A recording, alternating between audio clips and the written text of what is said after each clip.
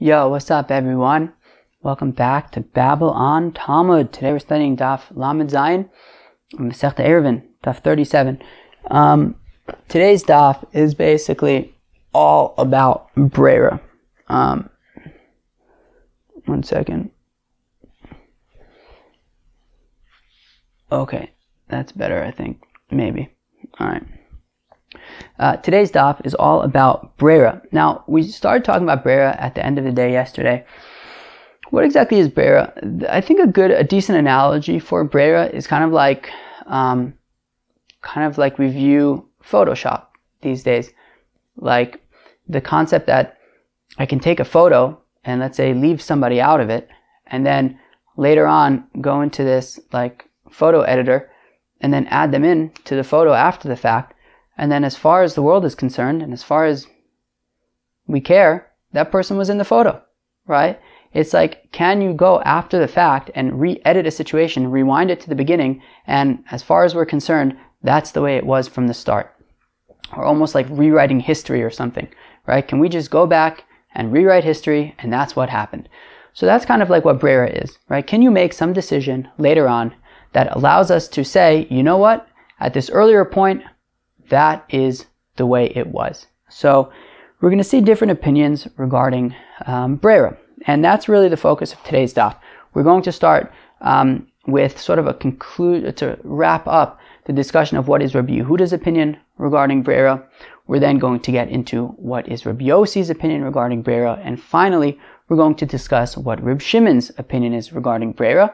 And once we conclude that, we will already be at the next Mishnah in Masechta Ayruvin, which we will get to tomorrow. However, let's begin. So, if you remember yesterday, there was two conflicting brises. Well, no, there was a conflicting Mishnah and brisa. Our Mishnah had said that according to Rabbi Yehuda, if your rabbi, if you have two rabbis, and right, there's city A, B, and C, you live in city B, right? There's city A to your left and city C to your right, and each one requires an Eruv to get to each one of them. So in our Mishnah, Rabbi Yehuda said, look, you can just set up in advance two Eruvs in between A and B and in between B and C. And then, if your teacher you have one of your teachers in city A and one of your teachers is in city C, well, on Shabbos, you can just decide which Eruv you want to go back and rewrite and say, that this is the Eruv that I when I started Shabbos, and I set my Eruv there, that's the Eruv I intended to use. So according to the Mishnah, Rabbi Yehuda holds of Berayra, no problem. However, there was a brisa from Ayo in which Rabbi Yehuda does not hold of Berayra. So Rav said that the Ayo brisa is the definitive brisa, not our Mishnah. And therefore, and he proved it from this brisa when it comes to wine, when you buy wine from a kuti. So there's a machlokas over there. And Rabbi Meir says that you can just drink the wine now based on the fact that you're going to separate Trumas and Maasros later, because Rabbi Meir says you could say Berayra over there. And the assumption is that Rabbi Yehuda and Rabbi Yossi and Rabbi Shimon, who disagree with Rabbi Meir, they all hold that you cannot say Berayra. And therefore, from the fact that we have this brisa by the brisa by this wine that you buy from the kutim, so we see that Rabbi Yehuda clearly does not hold a Berayra, and therefore Ayo's brisa must be definitive, and Rabbi Yehuda therefore does not hold a Berayra. We are now about to see the opinion of Ula, who argues on Rav, who says that Ayo's brisa is definitive, and rather Ula hat gesagt, Leisa le'Ayo mimas nisan. No, we will not favor Ayo over our Mishnah. Rather, our Mishnah is the definitive source. And therefore, Rabbi Yehuda does hold a Berayra. Ve'ela hadiktani Rabbi Yehuda, Rabbi Yossi, Rabbi Shimon osrin. But what about the brisa by wine that you buy from a kuti, in which Rabbi Yehuda joined together with his colleagues, Rabbi Shimon and Rabbi Yossi, to voice the opinion that you're not allowed to say later on, I'm going to separate Trumas and Maasros and then go ahead and drink the wine right now. Doesn't that imply that he doesn't hold a Berayra? So listen to what Ula says, friends. You ready? You listening? Ula zuge katani. Ula actually teaches the Brisa slightly different. Instead of having Rabbi Meir versus Rabbi Yossi and Rabbi Shimon and Rabbi Yehuda, rather he teaches it in two pairs. It's not 1 against 3, it's 2 against 2. Rather, he teaches Divrei Rabbi Meir v'Rabbi Yehuda, that when we say that you can say, I'm going to separate Trumas and Maisus later and then proceed to drink the wine immediately because of Berayra, so that is not only the opinion of Rabbi Meir, it is also the opinion of Rabbi Yehuda. Rabbi Yossi, Rabbi Shimon also. On the other hand, however, Rabbi Yossi and Rabbi Shimon say that you may not do this and because they do not hold of Berayra. Okay? So according to Ula, Rabbi Yehuda does hold of Berayra, and and our Mishnah is the definitive source, and not Ayos. So that's machlokes between Rav and Ula in terms of to review. Right, Rav says Rabbi Yehuda's opinion is no Berayra. Ula's opinion is that Rabbi Yehuda's opinion is Berayra. Does hold of Berayra. Very beautiful. V'sav Rabbi Yossi ain't Berayra. Now, does Rabbi Yossi really hold that there is no such thing as Berayra? Right? Because we said in this brisa by the Kutim that certainly, whether you want to say like Rav, that Rabbi Yehuda was together with Rabbi Yossi or Rabbi Shimon, or whether you want to say like Ula, that Rabbi Yehuda is together with Rabbi Meir, whatever it is, but certainly Rabbi Yossi and Rabbi Shimon are voicing the opinion that by the wine that you buy from a kuti, you can't just separate Trumas and Maasros later and then proceed to drink the wine immediately, because Mistama, he doesn't hold a Berayra. But now the Gemara is questioning that. V'sav Rabbi Yossi in Berayra?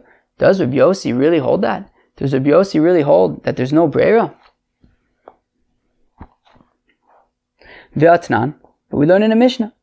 Rabbi Yossi Omer. Now this Mishnah is in Kinim. Anybody know about Masechta Kinim? Masechta Kinim is, it's just Mishnayos. And it comes at the very end of Shas, towards the end. And it's really just Mishnayos. I think it's 3 prakim, but it really packs a punch. It's not the simplest Masechta. It's all about probabilities. It's kind of interesting mental exercise. It's a shtickle brain tweezers. I think I said brain tweezers last time I tried to say this as well, but brain teaser, lemaisa. And so anyways, this has to do with Masechta Kinim. And what this, basically if you have like women and they need to bring birds, let's say they had a baby, and then after 40 days or 80 days, they bring a korban. So now, depending on their financial situation, maybe they will bring birds. And if they bring birds, so a cane,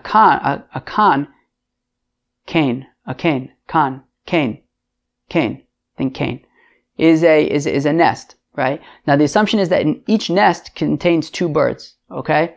One of them being a chatas and one of them being an ola, okay? So now the Mishnah says that shtei nashim, right? So that's now we learn in the Mishnah. Rabbi Yossi says that Rabbi Yossi's opinion that shtei nashim shelakhu es kinein be'eruv. So what if you have 2 women and they buy 2 nests together? So that's 4 birds.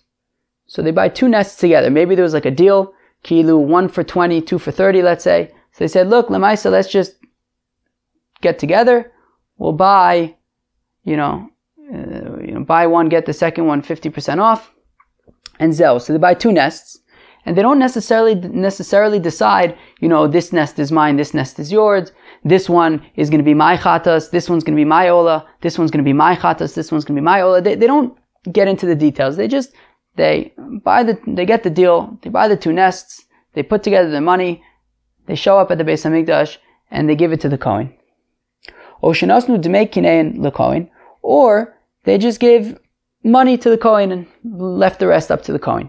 Now, the assumption is that when it comes to these birds, or when it comes to really any korban in general, so you have the korban has to be for a specific person. It has to be a specific kind of korban. And therefore, if these women, their names happen to be Rachel and Leah, so we'd have to know 2 things. We'd have to know that, that these 2 birds belong to Rachel. And not only that, we'd have to know that this bird is Rachel's chatas, and this bird is Rachel's ola, and the same thing for Leah. But we have to know what korbanos we are offering. Now, in this case, they didn't decide anything milichatchila, and the assumption is that when do they have to make this decision? At the time that they purchased these birds. At the time that they purchased these birds, they weren't thinking, this is mine, this is yours, this is chatas, this is ola. They purchased the birds, and they brought them to the Beis HaMikdash. And listen to what Rabbi Yossi says.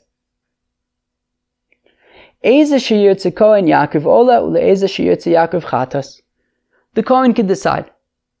The Rachel and Leah, they show up with their two nests, with the two birds in each nest, give it to the Kohen. The Kohen then, takes one bird, says that, okay, this is going to be Rachel's chatas, offers that. Next one, this is going to be Rachel's ola, offers that. Or you can even really say, these both are olas, these both are chatas, whatever it is, however the Kohen does it, that works. So what's the shaila? The shaila is that Rabbi Yossi seems to be saying that it can leave it up to the Kohen later on. Now, when do Rachel and Leah have to determine which one is their chatas and ola respectively? At the time that they buy it. So what must we be saying? Berayra. We must be saying that, friends, what's happening behind the scenes over here is that when the Kohen later on takes one of the birds and says, okay, this one's going to be Rachel's chatas, you know what that means?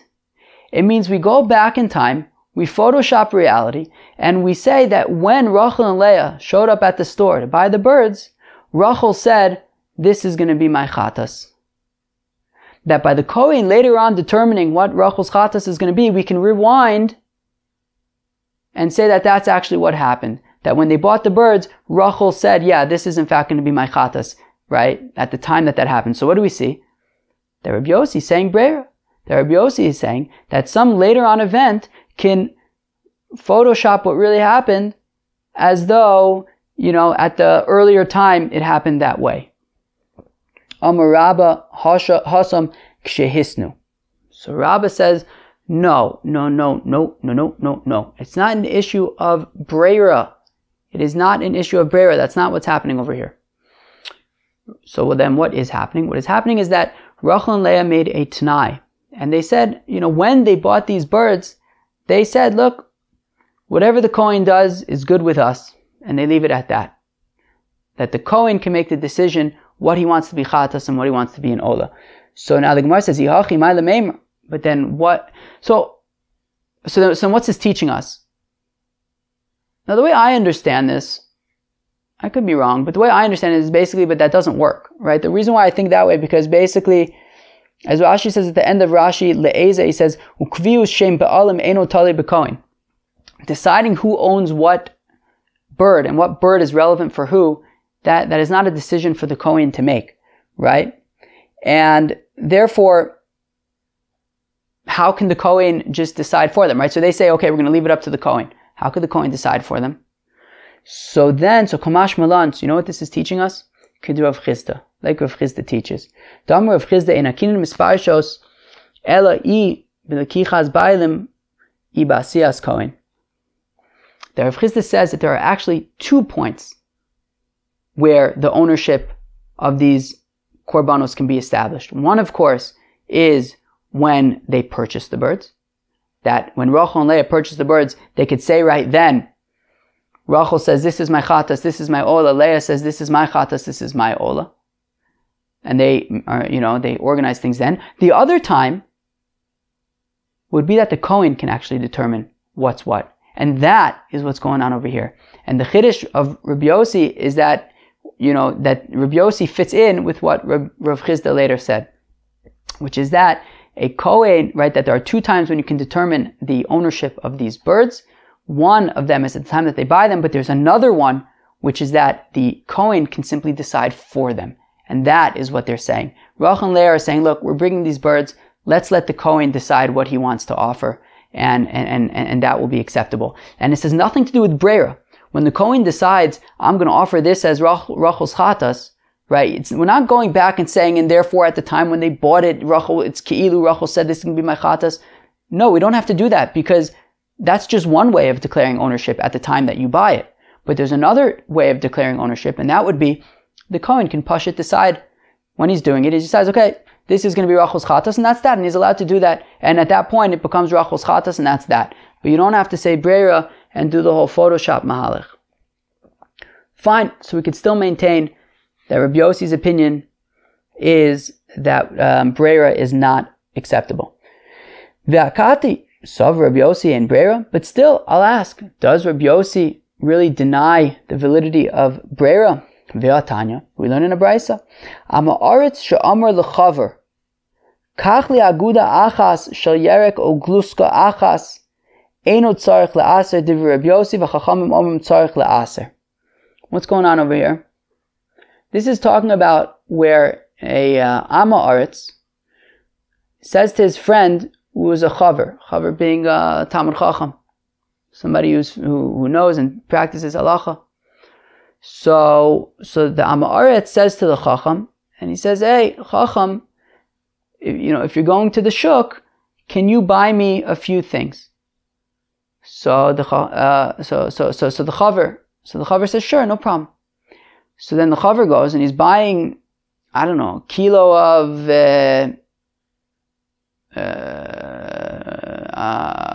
what's something that you definitely need to take Truma Meiser from? I don't know, wheat. So he buys a kilo of wheat, okay? Or let's say bread. Okay, so you buy bread. Oh, well, he tells him what he wants. He wants either bread or vegetables. Whatever it might be. So he's buying vegetables, okay? So the Chaver is going to buy vegetables. He buys a kilo for himself. And he buys a kilo for this Ama Aretz who asked him to buy a kilo for him. Now, there's another piece to the puzzle, which is that the Chaver buys this kilo of vegetables from an Ama Aretz. Now, if you buy vegetables from an Ama Aretz, so then it's Demai.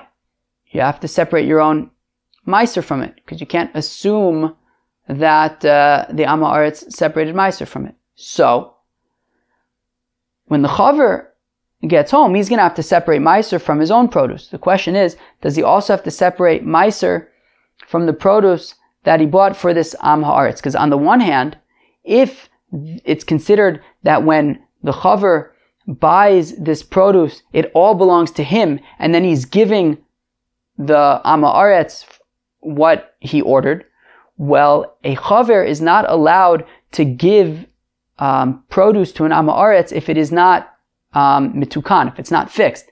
And therefore, if it's considered that when the Chaver purchased all of this produce for both of them, it came into his possession, well then he would first have to separate Meiser for the Am Haaretz before giving it to the Am Haaretz. However, if you can say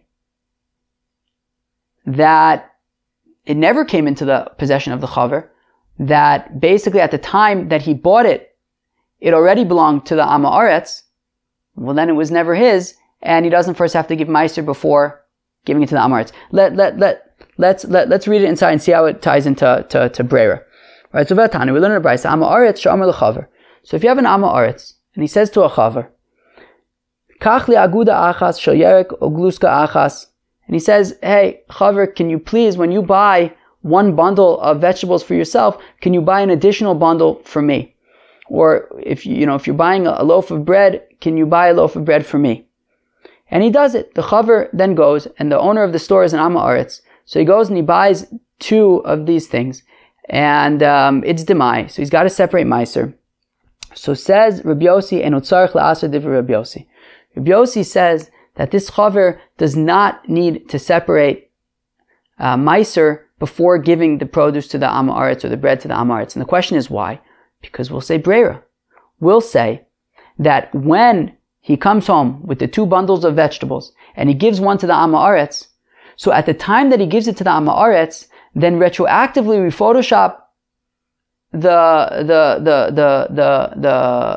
story. And now basically what it means is that back at the time when this Chaver was at the store buying these 2 bundles of vegetables from the Am Haaretz shopkeeper, this bundle of vegetables that he later gave to his friend the Am Haaretz, He actually bought for the Amaretz at that time. Meaning, from the fact that he later on gave it to the Amaretz, we can now rewind and say that at the time that he purchased it, he didn't purchase it for himself. He purchased it already at that time for the Amaretz. And therefore, it was never his. And therefore, he doesn't have to separate Meiser before giving it to the Amaretz. He's just giving the Amaretz his own, the Amaretz is, what already belonged to him. So therefore, it doesn't have to separate Meiser, because we could say Berayra, and that is Rabbi Yossi's opinion, whereas the Chachamim say, Tzarich la'aser, that the Chaver would have to take Trumas, to separate Meiser before giving to the Amaretz, because you don't say Berayra, and therefore he went to the store, he bought this bundle of vegetables, and so now it's in his possession. When he then later gives it to the Amaretz, at that point he's giving it to the Amaretz, but he would first have to separate Meiser before giving it from his possession to the Amaretz, because we cannot say Berayra. So what do we see? So we see that Rabbi Yossi seems to be saying Berayra. So the Gemara gives an interesting answer. One word, ipuch. If you have a problem, just switch it around. Okay, if saying that Rabbi Yossi is holding Berayra over here is going to be a problem for us, well then just switch it around and say that the Chachamim's opinion is that we say Berayra and that the Chaver does not have to separate Meiser, and Rabbi Yossi's opinion is that he would have to separate Meiser because we don't say Berayra. Problem solved, right? Tashma, come in here. Ha'omer Meiser sheyeshli bevesi mechulal al sela shetayle biyadi min hakis. Rabbi Yossi omer mechulal. Boom.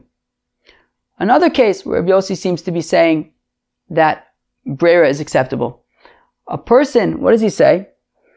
Ha'omer, somebody who says, Meiser sheishli bebesi. Okay, I have some Meiser sheni in my house. Now, of course, we know that Meiser sheni you have to bring to Yerushalayim, and what you could do is you could transfer it to money, and then you spend that money in Jerusalem.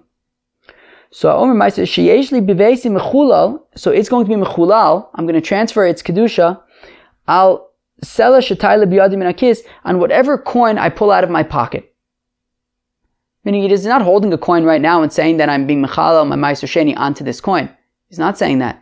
He's saying that in the future I'm going to pull a coin out of my pocket, and when I do, at that point, we're going to go back and Photoshop the situation and say that at the time that I was mechalel the meiser, it was onto this coin that I pulled out, right? He's got a few coins in his pocket, he pulls out one, he doesn't know which one he's going to pull out, and therefore at the time that he pulls it out, we'll then go back and rewrite it to say that it was, at the time of his stipulation, it was onto this coin, i.e. Berayra. Rabbi Yossi says it works. The Meiser Sheni is no longer Meiser Sheni, it's Chulin, and bring that coin to Jerusalem and spend it. So what do we see? We see that Rabbi Yossi holds of Berayra. Ipuch. Emer Rabbi Yossi Omer Lo Chilel. Again, easy fix. If you have a problem, change it. Say that Rabbi Yossi says that it doesn't work because he doesn't hold of Berayra. Easy enough. Let's just, any question you have, we'll just switch it around and leave me alone. Alright, it's one approach to life. But now the Gemara asks, then the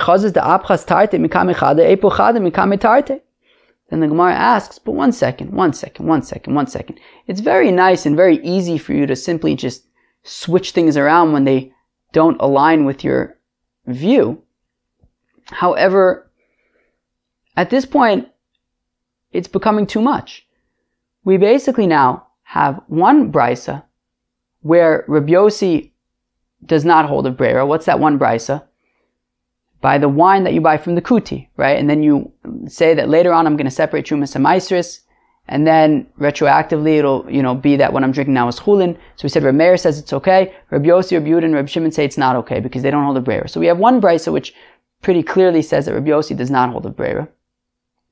We then have two additional brises in which he does hold of Berayra, right? When the Amaretz asks the Chaver to buy stuff for him, and now over here when he wants to be Machal's Meiser Sheni onto some future coin. So we have two brises now where Rabbi Yossi seems to be saying that Berayra is acceptable, and for some reason we're saying let's flip around these two brises because we had one brisa originally in which Rabbi Yossi does not hold of Berayra. Wouldn't it make more sense to leave these two brises the way they are and say that they are definitive and that Rabbi Yossi does hold of Berayra, and say that the one with Meiser, the one with the wine from the kuti is the one that needs to be flipped around and say that Rabbi Yossi says that you would be allowed to later separate Trumas and Maasros and then immediately drink the wine, and we'll say Berayra. So the Gemara answers, Havadai Ipcha Tanya. So the Gemara says, that is a good question, and you're right. It would make sense that instead of flipping around 2 to preserve the 1, it would make sense to flip around the 1 in favor of the 2. However, when we said that when it comes to the Meiser Sheni, that he says, the Meiser Sheni is going to be mechulal on this coin that I pull out of my pocket later, and we say that Rabbi Yossi says that that's acceptable, and then we said flip it around. Rabbi Yossi actually says it's unacceptable because there's no Berayra. I'll prove to you that that's actually the correct way to read the Brisa. We're not just, stam saying Epuch. It sounds like in the Gemara, right? It's easy for us just to say flip it around. But there is actually a reason for it. And I'll prove it to you that Rabbi Yossi's opinion is actually that a person would be unable to just say that this Meiser Sheni is Mechulal on some coin that I'm going to pull out in the future. Yeah, that's not going to work for Rabbi Yossi. How can I prove it to you? The Katani Seifa, because if you continue reading that Brisa, it says, Umoder Rabbi Yossi, that Rabbi Yossi nonetheless does admit, Be'omer Meiser Sheshli B'soch Beisi, Yeh Mechulal al Selach Hadasha Shetayla B'yadi Min HaKis Shechila. I'll read that again. That Rabbi Yossi does admit that when a person says that Meiser Sheshli B'soch Beisi, that this Meiser Sheni that I have in my house, Yeh Mechulal al Selach Hadasha, will be Mechulal on this new coin, Shetayla b'yadi min hakis, that I will take out of my pocket, and there is only that one coin. So i.e., you know exactly which coin it will be, Mechulal. In that case, it works. Since we know that, we know exactly which coin is going to be Mechalel the Truma on. It's Meiser Sheni on. Now, so in the Seifa of that Brisa, we're saying that nonetheless, Rabbi Yossi admits that in this case it does work. Chevra, what does that imply? Then the Reisha, Rabbi Yossi was saying it doesn't work. I.e., in the case when he says that the Meiser Sheni that I have at home is mechulal on this coin that I will pull out of my pocket at some future point, I have no clue which coin it is, Rabbi Yossi is saying it does not work because he does not hold a Berayra. Only in the Seifa, where you know exactly which coin you're going to be pulling out of your pocket, in that case he admits that it will be shechilel, that it works. Implying that the Reisha doesn't work because he does not hold of Berayra. So now we actually have two brises in which Rabbi Yossi does not hold of Berayra, and in one of them he does hold of Berayra, which is when the Amaretz asks the Chaver to buy stuff for him, and in that case we say, flip it around to say that Rabbi Yossi aligns with his opinion in the other two brises, which is that he does not hold of Berayra. Now, so the Gemara explains, so from the fact that in the Seifa it says that Rabbi Yossi admits that it does work and it is Mechal, therefore in the Reisha it must be that it does not work, it's not Mechal, and it's because he does not hold of Berayra. Hi Selach Hadasha Echidami, what is this new coin that he's pulling out of his pocket that we're saying that in that case it works? Well, if we say that there are 2 or 3 coins in his pocket and he holds a Berayra, well that's exactly what the Reisha wanted to say, and we said that that cannot be. So ela deleka elachada, rather it must be that there's only one coin over there, and it's he knows exactly which coin it's going to be. There's no Berayra. But then the question is my taile. But then what does it say ta'aleh? Ta'aleh means like that I'm just going to pull up, as if it's like a wild card, as if there's some level of unknown. Ta'aleh, whatever comes up.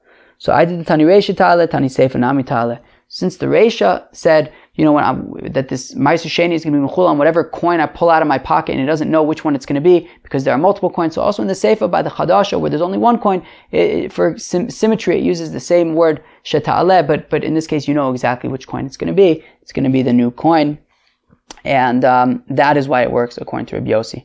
But Rabbi Yossi does not hold Berayra. So if anybody asks you what does Rabbi Yossi hold with regard to Berayra, you tell him, go study Daf Lamed Zayin of Masechta Ayruvin and see what he says. Chevra, let's move on. So far today we have seen the opinion of Rabbi Yehuda regarding Berayra. We've seen the opinion of Rabbi Yossi regarding Berayra. Let's take a look now at the opinion of Rabbi Shimon regarding Berayra. Amalei Rav Rav Nachman. So Rav said to his Rebbe, Rav Nachman, my high Tana Who is the following Tana who does not hold of Berayra, even when it comes to Derabanans, even when it comes to Eruv, which we're assuming is Derabanan. Interesting that we assume that Eruv Tchumen is Derabanan, because there is the opinion of Rabbi Akiva that comes up from time to time that Eruvin is that Tchumen is Midoraisa. But I guess that the assumption seems to be that Tchumen are Midarabanan. Okay, so therefore, who is the Tana that holds that we cannot say Berayra by Eruv, we cannot say Berayra even by Derabanans? The Tanya, as we learn in the Braysa, Amar Chamisha. It's hilarious, right? It almost sounds like you have like this guy, he's like the town messenger. You know, if you need to make an Eruv, you send him out to make an Eruv. But he also is a shtickle nudnik. And you can never really rely on him because look what he says. You know, there are 5 people who say, hey, can you go out and just bring some food over to the end of the Tchum so that I could walk to the next city tomorrow? And listen to what he says to them. Look, you can give me your food, and sure, I could bring it out, but I'm just telling you now, I'm only putting out that Eruv with the kavana of it being your Eruv for whichever ones of you I feel like it. And if I don't feel like making it your Eruv, well, you're not going to have an Eruv. As long as we all understand this, then sure, I can be your messenger. Okie dokie. Ratzisi yelech, lo ratzisi lo yelech. And whoever I want will be able to walk to the next city tomorrow. And whoever I don't want will not be able to walk to the next city tomorrow. And I guess that these guys nonetheless agree. Maybe they didn't have some choice. Maybe they were busy, whatever it is. So ratzimi ba'od yom, eruvo eruv. So if he decides already before Shabbos whose eruv he wants to be valid, well then that works. Whoever's Eruv he wants to be valid, they will have a valid Eruv and they can walk to the next town the next day. Misha Chashecha, but what if this Nudnik only made up his mind on Shabbos? Ein Eruv or Eruv, well then nobody's Eruv is good. So what do we see? So we see that Berayra cannot work when it comes to Eruvin, right? Because otherwise, it would make no difference if it's before Shabbos or on Shabbos. Let him just decide on Shabbos whose Eruv he wants to allow. And then it'll be, Ki'ilu will go back, Photoshop the situation, Photoshop when this guy was putting the Eruvin over there at the end of the Tchum before Shabbos, and say that at the time that he put down the Tchumin, the Eruv, he intended for it to be a good Eruv. So if we say Berayra, so we could say, you could decide on Shabbos, and then we'll go back in time and make it a good Eruv. But we're saying that doesn't work. So clearly we cannot say Berayra by Eruvin. And Eruvin is Midorabanan, Ishtik, V'lo Amalei, V'lo Midi. Rav Nachman did not know how to answer Rava. The Gemara says, V'le Amalei Tanad Ve'ehu. Nu Chevra. Easy. Who's the Tana who doesn't hold, or let's maybe do it in the positive, who's the Tana who holds that there is no Berayra by Ayruvin? Think back to Ayo. Ayo, who taught that Braysa that Rabbi Yehuda does not hold, or holds that there is no Berayra when it comes to Ayruvin. So why don't we say that the author of this Mishnah, or this Braysa, where this messenger is deciding on Shabbos whose Eruv he wants to be valid, and we're saying that he can't do that, that must be Rabbi Yehuda, according to Ayo's Braysa. So lo shmielei, Rav Nachman didn't know that Braysa, and therefore he couldn't say that. Okay, fine, say it. So that would be one option, to say that I guess it's Rabbi Yehuda according to Ayo's Braysa. Rav Yosef Amar, Tanai Shakat Me'alma. So Rav Yosef, with his encyclopedic memory, the Sinai, as we saw in Daf Lamed Amud Aleph, right, that we refer to him as Sinai Amar Shtayim, right, Sinai referring to Rav Yosef, as we learned also on Samach Daled of Masechta Brachos, that he had great Bekias, encyclopedic memory and knowledge of Braises. He said, no, what, you're just ignoring the following Braisa? Tanoi, the Maisa, it's Machlokas Tanoim. The Tanya, as we learn in the Braisa, Areini Ma'ariv, the Shabbosul Shakol Hashana. Interesting. You have a guy, he takes a big can of corn. It's called a can of, what are those things called? Canned corn. That's what it's called. Canned corn. Takes a can of corn. He finds some hidden location 2,000 amos away outside of the city. He puts his canned corn there. It's gonna, it'll last the entire year. He knows nobody's gonna find it there. No animals are gonna eat it there. It's pretty secluded. And he says, I'm putting this here, and this is gonna be my Eruv for the entire year. Every Shabbos, it'll be here. I don't need to eat it. I can just leave it there. And now, whenever I want, I could walk over to the next city. Oh gosh, man. There must have been so much food scattered around 2,000 amos outside of cities. You always know when you're getting to a Jewish city when all of a sudden you see like random cans of like baked beans, corn, tuna fish, non-perishable items, just like, in random spots stashed, 2,000 amos out of the city. Anyways, so the Tanya already ma'ariv the Shabbos, so shakol hashana. So this fellow, he says, look, I'm going to put a can of corn, and I'm just going to leave it there. And then Ratzisi Eilech, lo Ratzisi Eilech, and I'll decide every Shabbos, look, if I feel like traveling to the next city, so then it'll be an Eruv, and that's where I'll be spending, Bikilu, that's where I'm spending Shabbos. And if I'm not in the mood to go to the next city, so then, then I don't need to use that as my Eruv, and it'll be like I'm just spending a Shabbos in my city, and I can therefore just go 2,000 amos in any direction that I want. So Ratzimi ba'od yom Eruvo Eruv. So if before Shabbos starts, he already decided what his plans are going to be, and does he want it to be his Eruv or not? So then it's a good Eruv. Mishachashecha. However, if he only decides that, what his plans are going to be on Shabbos, he decides, I want to travel to the next city, so I want to rely upon that Eruv. Rabbi Shimon Omer Eruv Eruv. So Rabbi Shimon says it's a good Eruv. It works because of Berayra. Because when he decides, so then we make it that, retroactively, his Eruv, he had kavanah for the Eruv from before Shabbos. Chachamim omrim, ein Eruv o Eruv. Now the Chachamim say that the Eruv does not work. Mistama, because they do not hold of Berayra. Now, Rav Yosef asks, but what about the wine that you buy from the Kuti?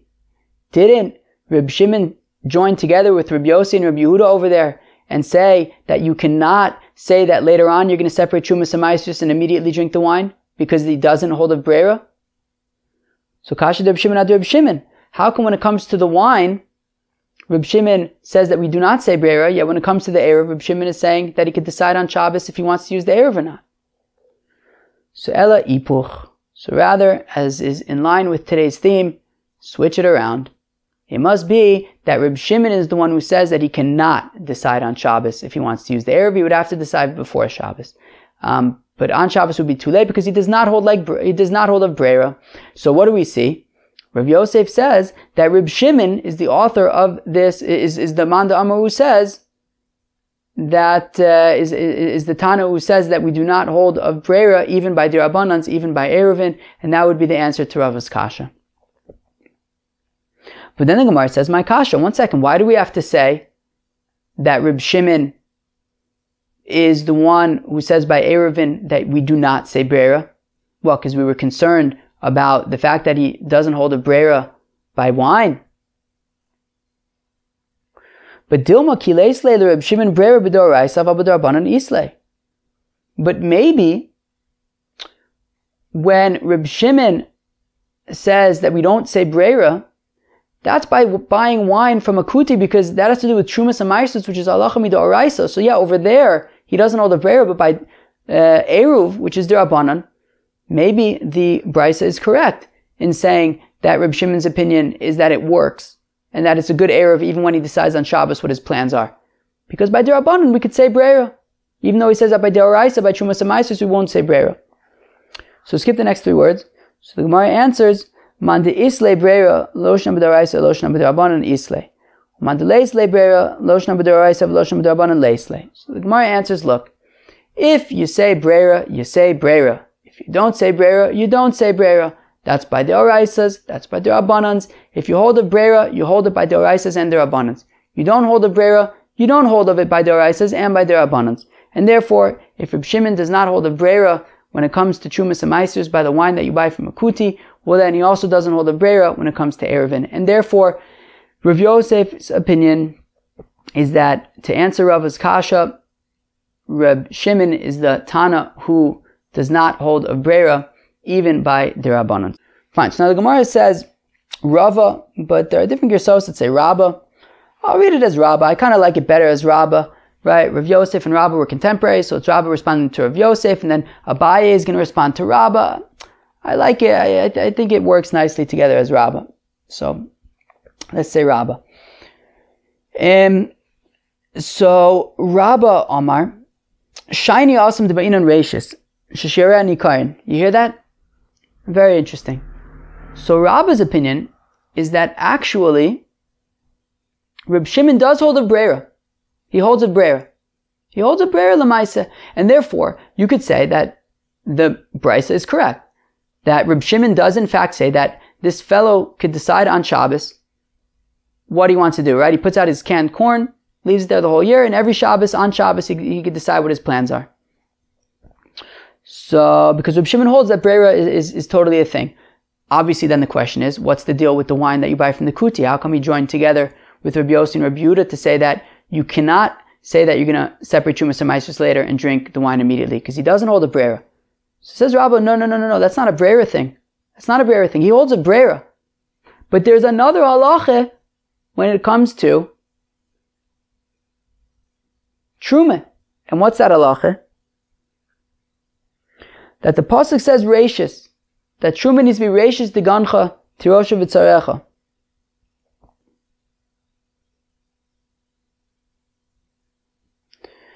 Shashariah Nikarin, that you have to be able to differentiate between what you're separating as Truma and everything else. Meaning, you have, I don't know, some wheat. So then you take this, and you say this is Truma. And you see that this is Truma, and everything else is obviously not Truma. You have to see visually what's what. And therefore, when you have a barrel of wine, and you say that later on I'm going to separate Trumas and Maasros, and then you want to start drinking immediately, then at the time that he said, that this is going to be Trumas and Maasros, there isn't actually a visual distinction between the chulin that he drank and the Maaser that he's setting aside. And therefore, that is why he can't just say that later on I'll do it and then start drinking the chulin now because of Berayra. Because you need at the time that you call it Maaser, that you call it Trumas and Maaser, well in this case Truma, that it has to be visually distinct from the rest of it. So Amalei Abaye, but then Abaye says, 1 second, but Elameyata, let me ask you a thought experiment. How you lefan of Shnei Rimonim Shel Tevel? A fellow had 2 pomegranates and they were both Tevel. V'amar, and listen to what he says. Im yerdu geshamim hayom, if today it rains, yehezeh truma al zeh, well then, this pomegranate is going to be truma. V'im lo yerdu geshamim hayom, yehezeh truma al zeh. And if it doesn't rain today, then the other one's going to be truma. So basically, right now he's making a stipulation, but we do not yet know which one is actually going to be Truma. We're going to have to wait to see if it rains or not. So Achinami ben Yerdu, ben lo Yerdu, de'em b'dvarav klum. So Abaye asks Rabba, he says, is a person not allowed to do that? Because he's not, because he's not clearly differentiating which is his Truma and which is not? Because we're going to have to find out later, and at the time that he's separating it, we don't see what's what? And Rabba, if you're going to say, yeah, that's exactly correct, since at the time that he's making his stipulation about rain, we cannot know which one's which, it won't work. But a fellow who says, that if a person goes up to a pile of grain, and he says that the truma and the meiser is smack in the middle of the pile, which then memela means that everything around that, i.e. everything on the top of the pile, is chulin. Utrumas meiser zeh besocho, or if you have a Levi who has meiser, and he says that the trumas meiser is smack in the middle, which means that everything around it is now edible. Reb Shimon Omer Kara Hashem. Reb Shimon says that works. So what do we see? Even though it's not visually distinct, that you don't see what's the truma and what's the rest, it still works. So therefore, we see that Reb Shimon doesn't seem to have an issue with, or doesn't have the requirement to have the truma be visually distinct from the rest of it. So Rabbi answers, Shani Asam Dika Svivav. Says, no, that's different because you have this stuff around. You actually can see what's the rest of it. All the stuff on top is the rest of it. So because of that, that is why it works. And therefore, Rabbi maintains his opinion that you do need things to be visually distinct. And that is why by the wine, Reb Shimon says that you can't later separate Trumas and Maasros, and then because of Berayra say that the wine that you drank was chulin, because you need that at the time that you separate it, which I guess is going to be later on, that they have to be visually distinct, but I guess you already drank the other stuff, so you can't see it. Okay. V'bai sema.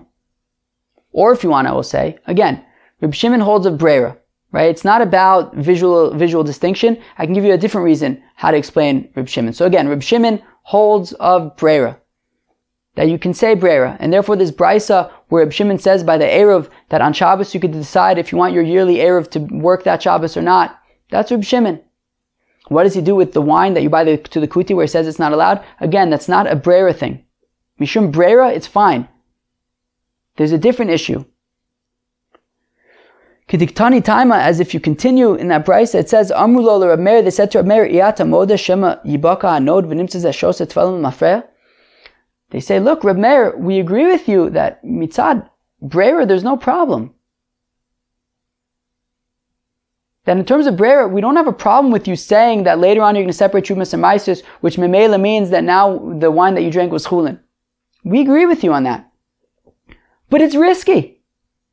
You're taking a big gamble over here. I mean, hopefully everything will be okay, but it's a risk. What happens if this vessel that the wine is in breaks? And now everything spills out. And then you never get to the point where you can actually separate the Trumas and Maasros because they all got lost. So then you don't have that opportunity to say Berayra and say that what you drank was chulin, and lemaisa you just drank tevel. And that's a problem. So Reb Shimon agrees that Berayra is fine, but he's concerned. He's concerned about what happens if the vessel breaks and you don't get to the point where you can separate your Trumas and Maasros. But Maker Adin, he really does hold of Berayra. Fine. Amr len lichshe yibaka. I love it. I love it, I love it, I love it. Reb Meir answers, I'll worry about it when it happens. Right now, we could say Berayra, and that's fine. I'm not concerned about the fact that maybe in the future, maybe it'll break. Let's worry about that when it happens. Let's take it one step at a time. I love it. Ever since we learned Af Yud Gimel, when we sang the praises of Reb Meir, and how he was a unique thinker, and had his own way of looking at things.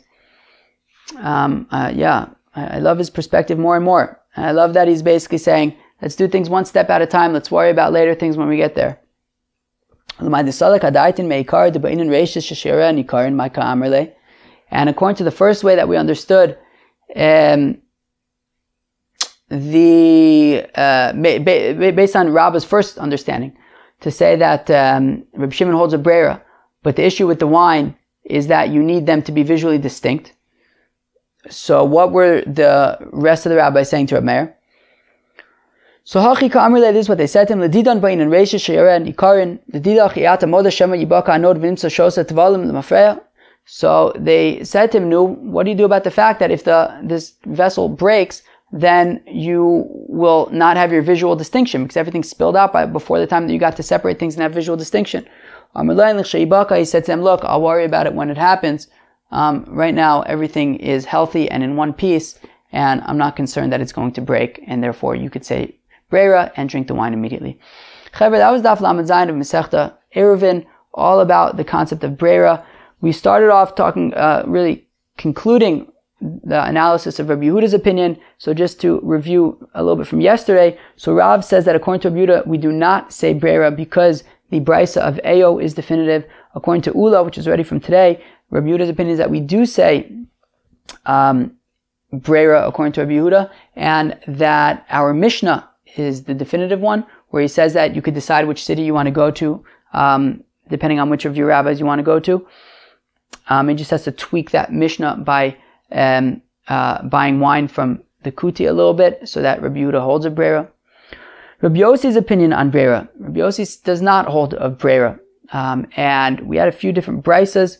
So first of all, we have the wine from the kuti, where Rabbi Yossi does not hold of Berayra.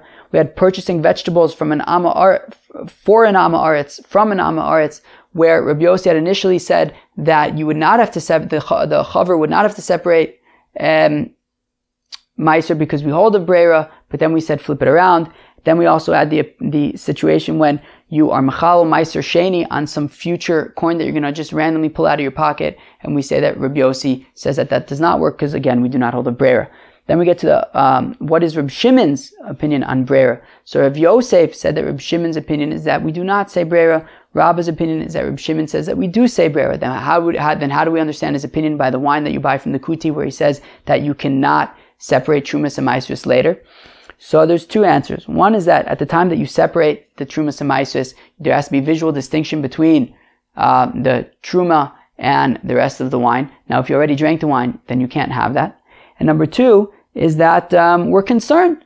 We're concerned that even though mitzad Berayra it's fine and you could drink the wine immediately, as long as later on you're going to separate Trumas and Maasros. But what happens if the barrel breaks? If the barrel breaks, then you won't get to that point of separating Trumas and Maasros. And Memela, all you ate was tevel. So out of concern, he doesn't want you to do that by Trumas and Maasros. Chevra, have a great day. Peace out.